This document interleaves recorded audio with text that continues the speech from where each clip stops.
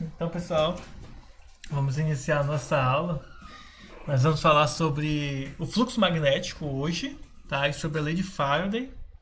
Como a nossa aula hoje é um pouco curta, né? Só um horário, a gente não vai poder abordar muitos aspectos. Eu vou tentar fazer um resumo sobre isso. Eu gostaria muito que eu tivesse conseguindo abrir o livro por conta das imagens que eu preciso para mostrar para vocês. Eu vou tentar abrir aqui pelo Google, pela outra minha conta aqui. Ver se eu consigo abrir o livro para estar mostrando para vocês as imagens referentes à nossa aula. Porque é muito importante, a visualização disso aqui, ela é bastante importante. Porque para eu desenhar vai ficar um tanto quanto chato, né? Eu consegui desenhar para vocês aqui. Provavelmente eu não vou conseguir estar desenhando. Eu vou tentar abrir aqui pelo outro navegador que eu tenho. Deixa eu abrir aqui. Ver se dessa vez dá certo. Bom, então, para quem quiser acompanhar na apostila de vocês, está na página 50 do módulo 10, tá? Então, módulo 10, página 50. E a gente tem aí as imagens, todas as informações que eu vou estar passando para vocês agora, tá? Consegui pelo outro navegador aqui. Então, páginas 50 e 51.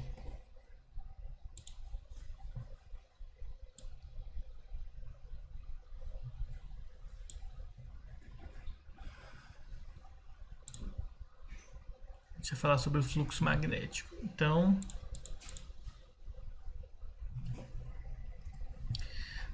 basicamente, o que nós havíamos estudado? Nós estudamos anteriormente como que se comportava o estudo.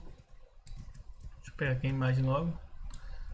Nós estudamos como que se comportava o estudo aí da força magnética, do campo magnético. E agora, especificamente, nós vamos falar sobre o fluxo magnético. Então imagine o seguinte.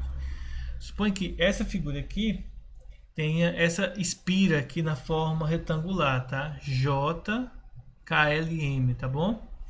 E suponha que ela seja muito menor que a região do campo magnético, de tal maneira que ela permaneça no espaço desse campo supostamente uniforme, à medida que vai sendo puxada.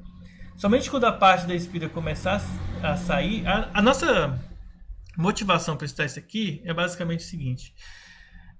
O estudo de ímãs, o estudo do campo magnético e o estudo da força magnética, elas vão dar origem para a gente a uma forma de nós convertermos energia. Vamos tentar imaginar assim, de uma forma bem chula, vamos colocar assim. A nossa proposta seria assim: será que tem como a gente criar energia? A gente sabe que não cria sem energia, né?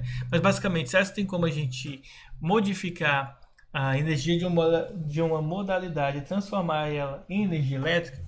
Sim. Então, basicamente, nós vamos estar vendo um processo para a gente criar um fluxo magnético. Tá? Imagine o fluxo como sendo uma torneira aberta. Então, o fluxo vai ser a saída de águas por essa torneira, tá bom? Então, imagine isso como a gente imaginando isso, mas de forma magnética. Não é visível, mas tente imaginar essa situação. Então, a nossa situação seria o seguinte: uma corrente elétrica só será estabelecida numa espira, tá? Lembre-se que a gente estudou espira anteriormente. Naquele momento a gente estava vendo espiras circulares. Aqui o formato dessa é retangular, mas não se modifica o processo, tá bom? E aí a gente quer saber se existe uma corrente elétrica estabelecida nela somente quando o campo magnético de um ímã houver então um movimento relativo com esses dois dispositivos aqui, tá? Então imagine aqui os nossos ímãs aqui e essa espira sendo colocada, tá? Então, basicamente, nós queremos calcular o campo, o fluxo magnético através de uma superfície, ou seja, qual que vai ser o fluxo magnético através de uma superfície determinada, tá? Então, a gente tem essa grandeza nova que está sendo associada. A gente viu que estudamos o campo magnético, tá? E estudamos a força magnética, que a gente foi aqui notada pela letra F, tá? Campo e força, tá? Ambos aqui associados ao magnetismo. E agora a gente vai ver o fluxo, que vai ser utilizada a letra Φ maiúscula, tá? Que seria uma bola cortada assim. E aí a gente vai estar estudando o fluxo magnético. E como que essa grandeza se relaciona aí com o que nós já estudamos anteriormente. Eu vou estar colocando a definição aqui para vocês. E aí vai ficar mais bonitinho aqui para vocês entenderem.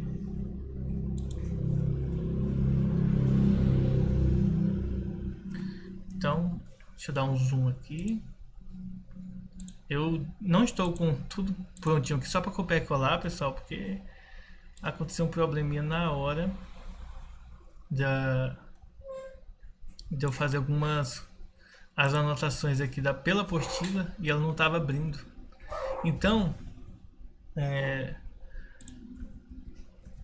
vamos pegar esses daqui para estar utilizando aqui como referência. Depois vocês podem ler na apostila que vai estar um pouco mais aplicado no nosso contexto, tá? Então vamos pegar esse aqui lá do Brasil Escola, bom, do site Brasil Escola, só para a gente dar uma analisada. Então olha só, suponha uma superfície plana com uma determinada área A, que é colocada na presença de um campo magnético uniforme, tá? Campo magnético uniforme significa que ele vai ser o mesmo em toda a região. Então não vai ter um que vale 10 e na outra parte ela vale 15. Não, vai ser sempre 10 ou sempre 15, tá bom? Claro que isso aí depende exclusivamente do problema, tá bom? E uma determinada indução magnética B. Seja N a normal, tá? Esse vetorzinho normal aqui, que a gente chama de N. A superfície, o que é um vetor normal, uma superfície? Um vetor normal, uma superfície, é um vetor que sempre forma um ângulo de 90 graus.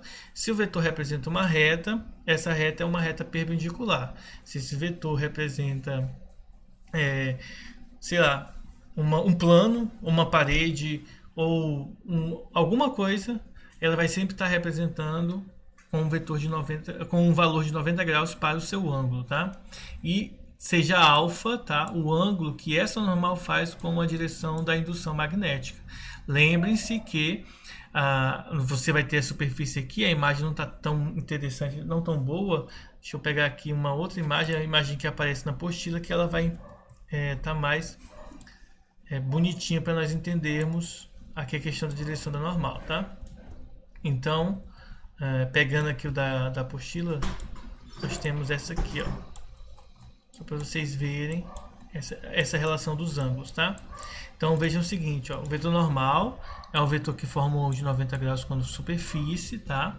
Nós temos aqui o vetor do campo indução magnética, o campo magnético, e nós temos aqui o ângulo que essa normal, tá? Que é uma reta imaginária, uma reta suporte, que nós geralmente utilizamos na óptica, e agora nós estamos utilizando aqui nesse estudo, tá? Que vai formar um ângulo θ. Normal, ela forma um ângulo de 90 graus com a superfície e não necessariamente com o campo, tá bom?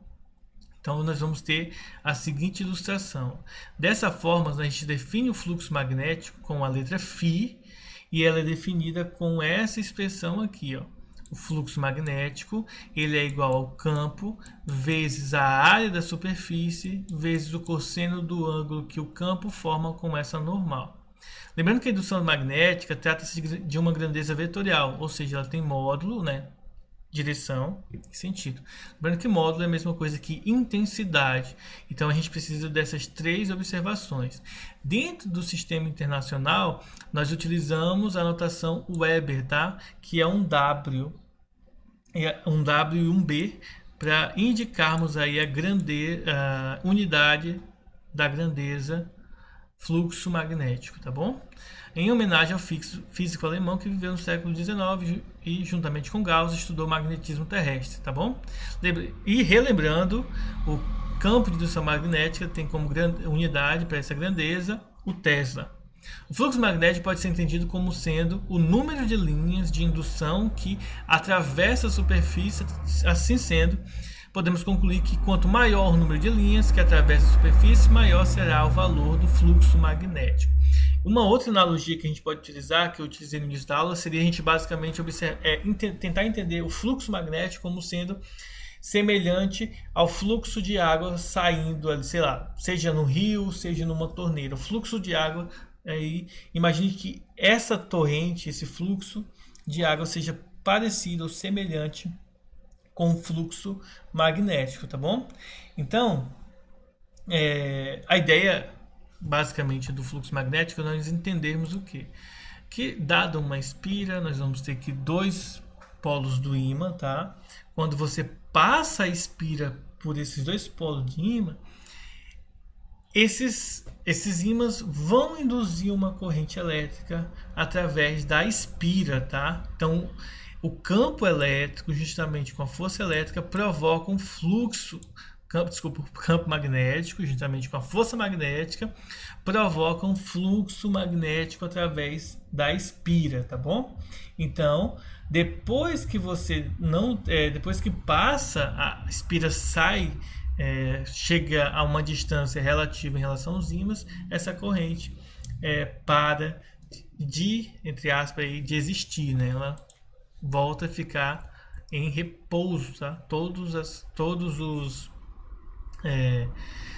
como é que chama? Todos os elétrons, todas as cargas permanecem em repouso, então não há corrente elétrica associada ao campo, ao fluxo, né? Não vai ter fluxo magnético, portanto a corrente vai estar estabilizada, tá bom? Dentro do campo, vamos analisar algumas informações aqui que vocês vão encontrar na apostila e alguns desenhos, só para a gente observar o que acontece então com o fluxo magnético, tá bom? Olha só o que vai estar acontecendo basicamente. Primeira observação é essa aqui, ó. O conceito de fluxo magnético através de uma área pode ser interpretado como o número de linhas de indução que atravessa a superfície. Quanto maior for o número de linhas, maior e mais juntas, né, uma das outras elas vão estar. Então, quanto maior o número de linhas, maior é o valor do campo, maior vai ser o valor do fluxo magnético através dessa superfície. Imagine essa outra ilustração que se encontra na página 60 e 51, tá?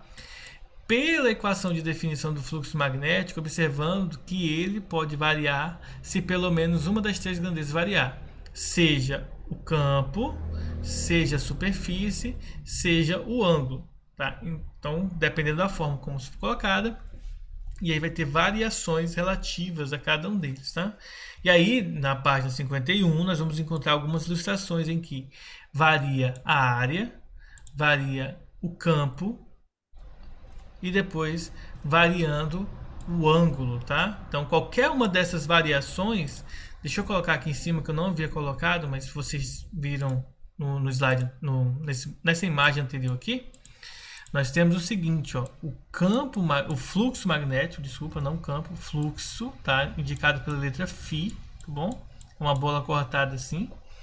Então, o fluxo magnético ele vai ser o campo vezes a área. No nosso livro de apoio, tá? No nosso material é indicado a área pela letra S, tá bom? E aí cosseno do ângulo θ. Na internet, em outros livros, vocês vão encontrar a área com a letra A, tá? E aí nós vamos ver aqui, tá? O campo, que não é o 3, aqui é o B.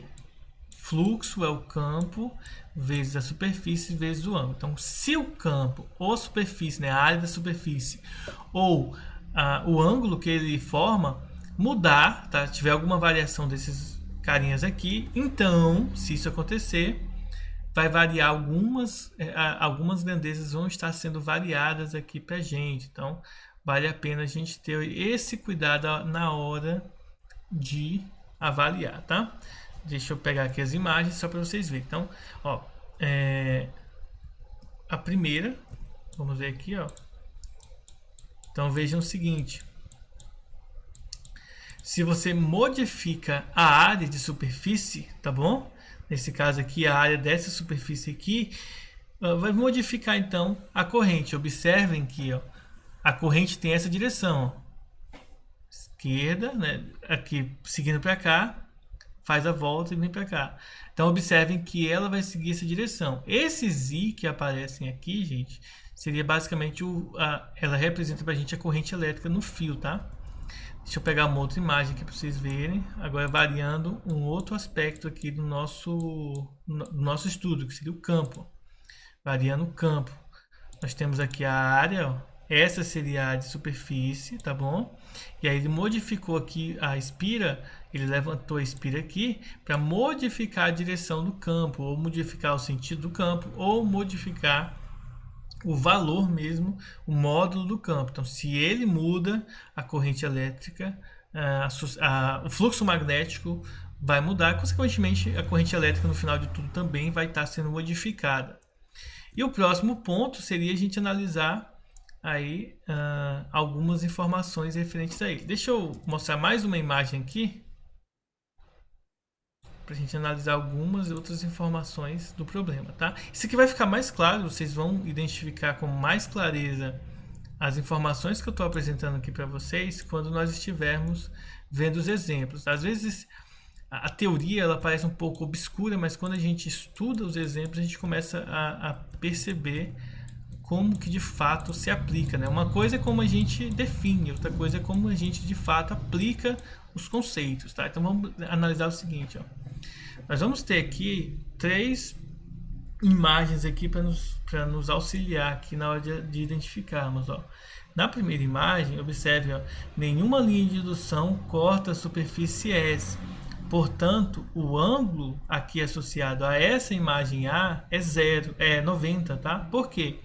Lembre o seguinte, se o fluxo ele é campo vezes a área vezes o ângulo, né, cosseno do ângulo, a gente tem que lembrar o seguinte, ó, cosseno de 90 graus, que a gente estuda lá na trigonometria, ele é igual a 0.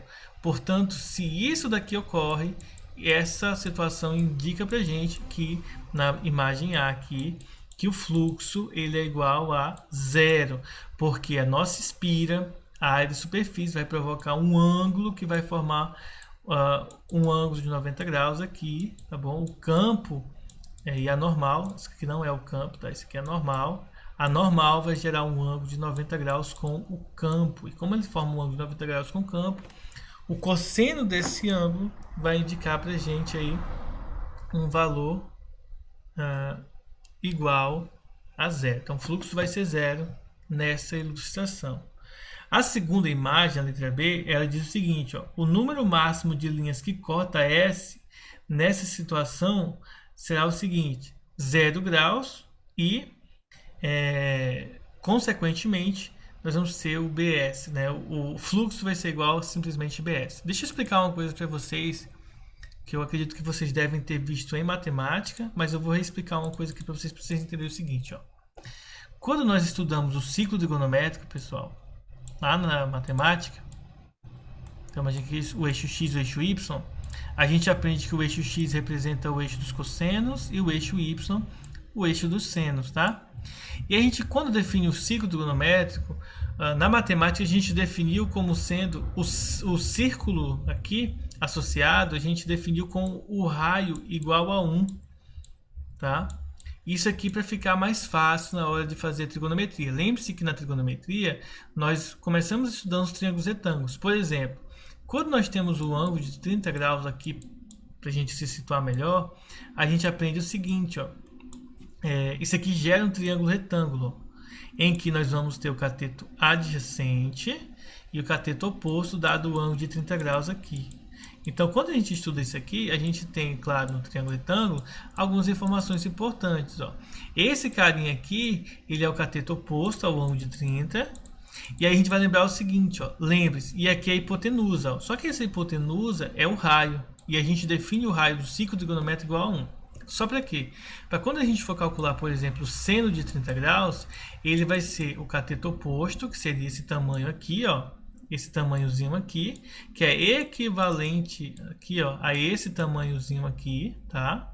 Esse vai ser o seno de 30, vai ser simplesmente o cateto oposto, e o cosseno de 30 graus vai ser simplesmente o cateto adjacente, porque a hipotenusa no ciclo trigonométrico é 1. Mas onde eu quero chegar com isso? Eu quero chegar com isso o seguinte, pessoal.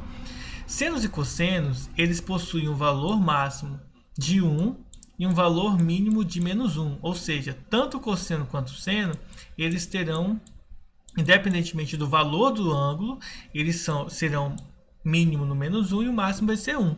Então, quando eu quero calcular, por exemplo, o fluxo magnético máximo, que depende também do ângulo, eu tenho que observar o seguinte: o fluxo será máximo quando o cosseno for 1, e ele será mínimo quando o cosseno for -1. Mas a gente está observando o máximo, né? Qual vai ser o valor máximo do cosseno aqui desse ângulo? Então, como que isso aqui vai acontecer? No -1 a gente não vai considerar, tá? A gente vai considerar só o máximo, que é 1. Quando que isso acontece? Isso acontece em algumas situações. O cosseno de θ vai ser 1 em dois momentos. Ou quando o ângulo ele é 0, cosseno de 0 é 1, ou quando o ângulo é igual a 360 graus. Nesse caso, o cosseno de 360 é igual a 1 também. Isso porque o 0 aqui está aqui e o 360 também está no mesmo ponto aqui. Isso aqui é um estudo de trigonometria que provavelmente você já deve ter visto isso em matemática. Eu só quero relembrá-los, tá, da questão do valor máximo do cosseno. Então, quando o campo forma um ângulo de 0 graus com a normal, isto é, tanto o campo quanto a normal eles apontam na mesma direção, o que vai acontecer com o nosso fluxo? O fluxo magnético vai ser igual ao campo vezes a área de superfície vezes o ângulo. Se o ângulo é 0, cosseno de 0 é 1. Então, nós vamos ter que o fluxo vai ser definido como sendo o campo vezes a área. E isso aqui são pequenas observações para, quando for fazer alguma questão, a gente observar. Se o ângulo for 0, não precisa usar o ângulo, né? Porque cosseno de 0 é 1. Se o ângulo for 90, a gente nem precisa fazer a conta porque o fluxo vai ser 0. Mas aí vale ressaltar a preocupação de lembrar o seguinte, tá, gente? Não é o ângulo que ele faz com a superfície, tá? Não é esse aqui. É o ângulo que ele forma com o vetor normal, tá? Então vale a pena aí sempre ter esse cuidado na hora de analisar a questão. E no terceiro, o fluxo magnético vai depender aqui do ângulo. Então a gente precisa saber calcular o ângulo, tá bom? Então a gente vai ter que saber qual é o ângulo do fluxo magnético. Lembre-se, tá? O campo, em geral, ele está associado aí à inclinação. Então, no caso aqui, a gente vai ter que saber qual que é esse valorzinho aqui dessa inclinação para poder calcular o valor do nosso fluxo magnético, tá bom? Para auxiliar na forma de se analisar, de nós estudarmos o fluxo magnético, a gente vai ter uma expressão chamada, né, uma expressão que vai resumir para a gente uma lei chamada de lei de Faraday. Eu vou estar colocando ela aqui e vou estar lendo com vocês aqui na apostila para vocês verem o que significa a lei de Faraday.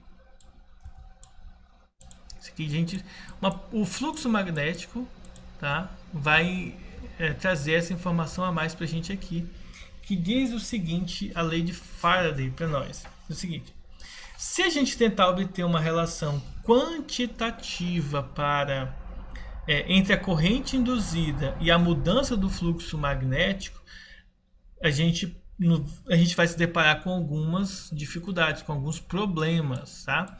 Que problemas são esses? Lembre-se que nós havíamos estudado lá no início deste ano, por exemplo, que corrente elétrica é a relação entre a variação de carga dividido pelo tempo em que essas cargas estão se locomovendo. Depois a gente viu, por exemplo, que a corrente elétrica é a DDP, ou tensão elétrica, dividido pela resistência elétrica de um determinado circuito elétrico. Depois a gente viu várias outras fórmulas aí que envolvem a corrente elétrica, e todas elas são fórmulas que envolvem ou potência, ou DDP, ou resistência elétrica, e várias outras, né? Por exemplo, mais de uma resistência, mais de uma DDP, mas são fórmulas aí que são calculadas através disso. Se nós tentarmos através... e vimos também fórmulas com campo elétrico, como por exemplo, o campo é a constante elétrica vezes a corrente, dividido ou por 2R ou por 2πr, depende aí do formato da espira. Então a gente tem aí relações entre corrente elétrica e campo também. Aí a ideia seria o seguinte: já que eu sei que eu já estudei campo, eu já sei calcular o fluxo, já sei calcular o campo magnético, já sei como que se interagem as fórmulas em si. Se nós formos tentar incluir agora, junto com o campo fluxo magnético, né? Junto com o fluxo que nós estamos vendo agora, abordando nesse momento, as ideias para interagir com a corrente elétrica, vai dar aí uma certa dificuldade, porque a gente tem vários formatos diferentes para fios, para o formato das espiras. Então, dependendo do material, dependendo de várias outras informações, as coisas não ficam tão simples da gente chegar assim e dizer, olha, a fórmula é essa, tá bom? Por outro lado, a gente pode verificar o comportamento de uma corrente elétrica e verificar que esse comportamento é exatamente o mesmo se ela for criada por uma bateria, uma força eletromotriz epsilon. Esse Ezinho aqui, tá bom? Esse Ezinho diferente aqui, que indica pra gente a força eletromotriz. Lembre-se que nós estudamos a força eletromotriz como sendo a força que uma bateria, tá, exerce num circuito elétrico, que inicialmente ela pode ser igual a DDP, que pode ser igual à tensão elétrica do circuito, mas que provavelmente, dependendo da resistência do material, tá, ou da resistência interna da bateria ou do gerador, essa força eletromotriz pode ser diferente, tá bom? Então imagine o seguinte: imagine que uma chave ela é desligada no circuito, interrompendo a corrente elétrica fornecida por uma bateria. A leitura, se a gente colocar um amperímetro nessa bateria, ou melhor, nesse circuito, como a gente pode ver aqui nesses exemplos aqui, nessas imagens, os amperímetros associados aqui, para poder entender como que está a passagem da corrente, a gente vai ver que vai indicar zero. Porém, se a gente colocar um voltímetro ligado aos terminais da bateria, a gente vai ter o valor da força eletromotriz, essa forçazinha, esse Ezinho estranho aqui associado à nossa bateria. Da mesma forma, a variação do fluxo magnético não está diretamente ligado com a corrente, mas sim com a força eletromotriz, que surgirá devido à variação desse fluxo, tá? Michael Faraday, lá há muito tempo atrás, ele entre 1791 a 1867 foi a vida dele, ele concluiu a seguinte regra, que é chamada de lei de Faraday: a força eletromotriz induzida em um circuito é igual à variação do fluxo com relação ao tempo, né? Com relação ao tempo. Então, basicamente, é isso aqui.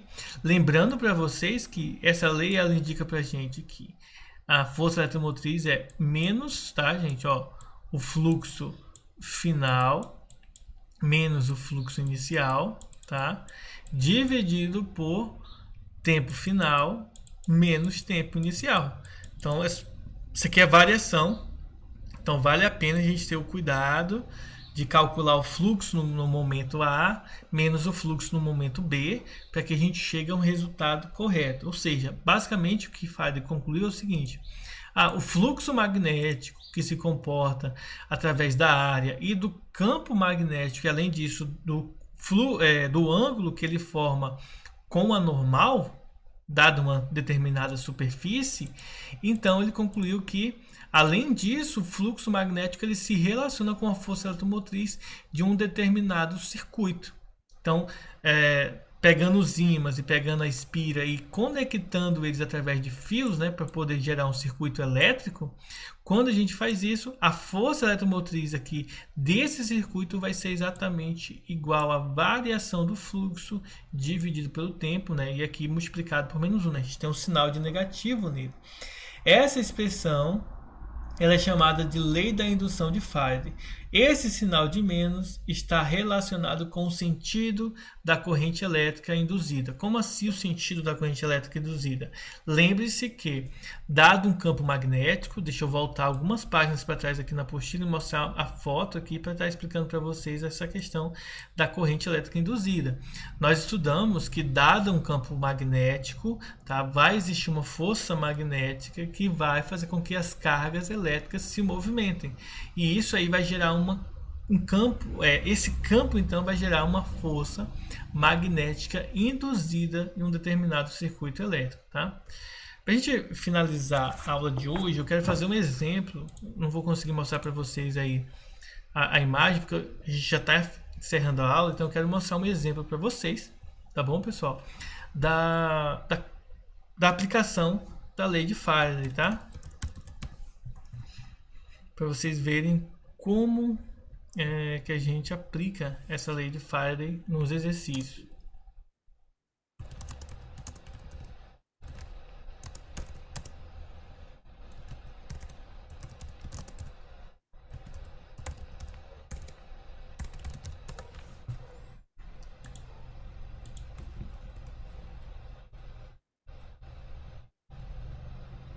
Deixa eu pegar dois exemplos simples aqui.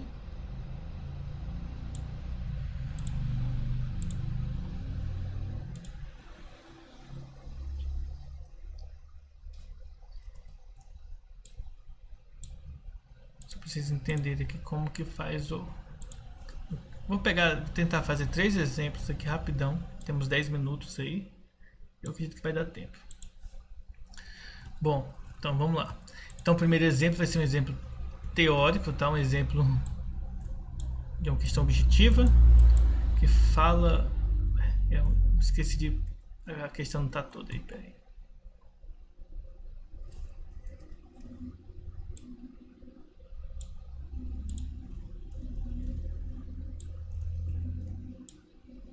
Então olha só, pessoal.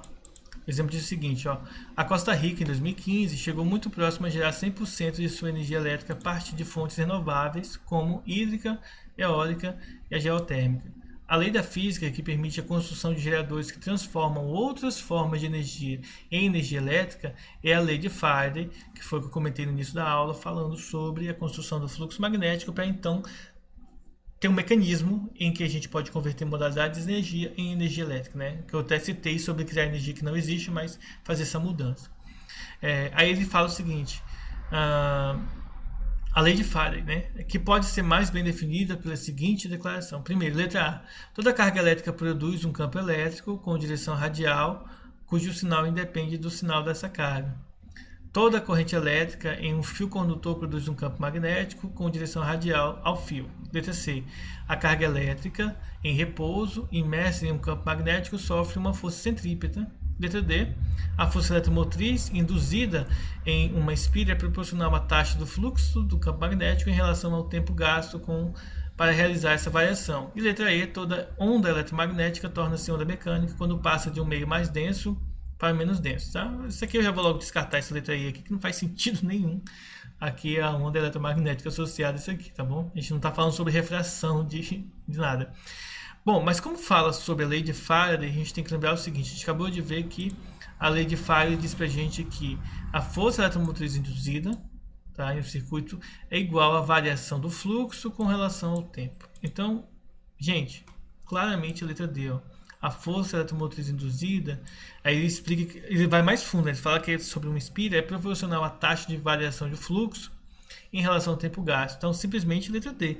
Se você observar a letra A não fala sobre força eletromotriz, letra B não fala sobre força eletromotriz, nem letra C. Nenhuma delas cita a força eletromotriz, que é fundamental na definição aí da lei de Faraday, tá? Então, letra D vai ser a correta. Então, tenham essa análise aí em mente na hora de vocês fazerem um exercício, tá bom? Um segundo exemplo vai ser esse aqui, ó. Determine o fluxo magnético sobre uma espira quadrada com um lado de 20 cm sob a influência de um campo magnético perpendicular à reta normal ao plano dessa espira e de módulo 100 Tesla. Essa questão aqui, pessoal, ela não precisa de cálculo nenhum, basta você observar a indicação de que o campo forma um ângulo de 90 graus à reta normal. Então lembre-se, se o ângulo é igual a 90, isto significa dizer que o cosseno de 90 é igual a zero, tá? Não precisa fazer cálculo nenhum, só para a gente identificar. Portanto, se o ângulo é 90, cosseno é zero e, portanto, o fluxo vai ser zero, letra A, tá bom? Lembre-se, é o ângulo do campo com relação à reta normal. Se ele dissesse que fosse o campo com a superfície, não tem problema nenhum, tá bom? O problema é se for o campo com a normal. Se for perpendicular, então fluxo é nulo, tá? Então não vai haver fluxo magnético nessa situação.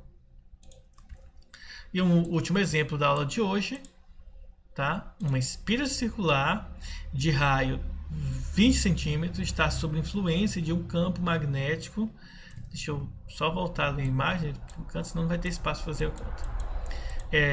De um campo magnético de 5 Tesla. Determine o fluxo sobre a espira, considerando que o ângulo vai ser de 60 graus, resumidamente. Então, vamos lá. Como que a gente faz o cálculo? Que é bem simples, até porque dá até o valor do cosseno para a gente e fala para a gente utilizar aqui π igual a 3. Por que a gente precisa usar o π igual a 3? Lembre-se, pessoal, a área de um círculo é π vezes o raio ao quadrado, ou seja, a gente tem aqui 0,2, o π que vai valer 3, né, como indicado aqui, vezes 0,2 ao quadrado. 0,2 ao quadrado vai dar 0,04, por causa da vírgula, tá? E isso aqui vai dar 0,12, tá? Vou até fazer aqui o cálculo na calculadora só para conferir, se vocês quiserem conferir também, sintam-se à vontade para conferir aí o resultado, tá? Que vai dar 0,12 metros quadrados, já que o raio está em metros. Depois que eu sei como o valor da área, né? Depois que eu calculo a área, eu posso então substituir na fórmula do fluxo. Então, fluxo é o campo vezes a área vezes o cosseno do ângulo, tá bom? Então, se o campo vale 5, então aqui vai ficar 5 vezes a superfície. Observe que a superfície vale 0,12, a gente acabou de calcular que é a área. Eu usei A aqui, mas a letra em si não importa. Deixa eu colocar aqui 5 vezes 0,12 e observe que a questão diz pra gente que o cosseno de θ vale meio, tá? Então, meio aqui. Aí só multiplicar o 0,12 vezes 5 vezes 0,5, né? Vezes 0,5. O resultado vai dar 0,3 Weber, tá bom? E aí a gente calcula o campo, tá bom? Vejam que, desculpem pelo tá bom demais, tá? Porque fico falando repetidamente. Veja que nessa questão teórica, por exemplo, apesar dela ser uma questão teórica, a gente usa a relação da lei de Faraday, que significa fórmula matemática para ela, para poder chegar na expressão, tá? Apesar da expressão ser puramente matemática, ela tem um texto por trás, ela tem uma explicação com palavras comuns que podem ser utilizadas aqui para descrever o procedimento matemático que ela aborda, tá? Então, fiquem atentos aí a essas expressões, tá? Então, pessoal, essa foi nossa aula, esses foram nossos exemplos, tá bom?